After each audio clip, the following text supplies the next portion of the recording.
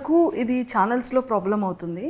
కానీ ఇండివిడ్యువల్‌గా content post చేసినప్పటికీ కూడా కొంతమంది మీమర్స్ అదే కంటెంట్‌ని తీసుకెళ్ళి మీమ్స్ కూడా చేసేవాళ్ళున్నారు. అదే చెప్తాను కదా, ఆఖరికి ఏమవుతుందంటే లాస్ విల్ కమ్.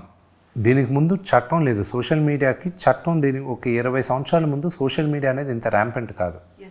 ఇప్పుడు ర్యాంపెంట్ అయింది. నెక్స్ట్ 5 to 10 yearsలో చాలా లాస్ వస్తాయి. వచ్చేసింది కదా సార్. అదే ఇంకా లాస్ విపరీతంగా వస్తాయి. ఒకటి ఎస్పెషలీ నౌ యునైటెడ్ స్టేట్స్లో మొన్న చదివాను, which was very very interesting for me. ఇది గుర్తుపెట్టుకోండి, స్టూడెంట్స్ ఎవరైనా అక్కడ వీసాలు అప్లై చేయాలంటే వాళ్ళ సోషల్ మీడియాని స్కాన్ చేస్తారంట. సో మీకు స్టూడెంట్ వీసా కావాలంటే social media will be scanned. Work వీసాలో కూడా మేము దాన్ని త్వరలో ఇంప్లిమెంట్ చేస్తాం, సోషల్ మీడియా స్కాన్ చేస్తాం అన్నారు. సో అప్పుడు ఏమవుతుంది, యూ విల్ బీ కాషియస్. నువ్వు కానీ ఏమైనా బూతులు మాట్లాడినా, లేకపోతే ఏమైనా తప్పుగా ఏమైనా పెట్టినా, లేకపోతే ట్రబుల్సమ్గా ఉన్నావు అనుకో సోషల్ మీడియా పోస్ట్లో, నేను యాక్సెప్ట్ చేసి యూనివర్సిటీ కూడా యాక్సెప్ట్ చేయదు, నీకు వీసా రాదు అని ఆ భావన వెళ్తున్నారు వాళ్ళు. రేపు ఏమవుతుంది, మీరు ఉద్యోగానికి వచ్చేటప్పుడు they do a social media scan. So ఎందుకు మనకి ఇతను ఏదో ట్రబుల్సమ్గా ఉన్నాడు, ఇతను వద్దులే అనేది.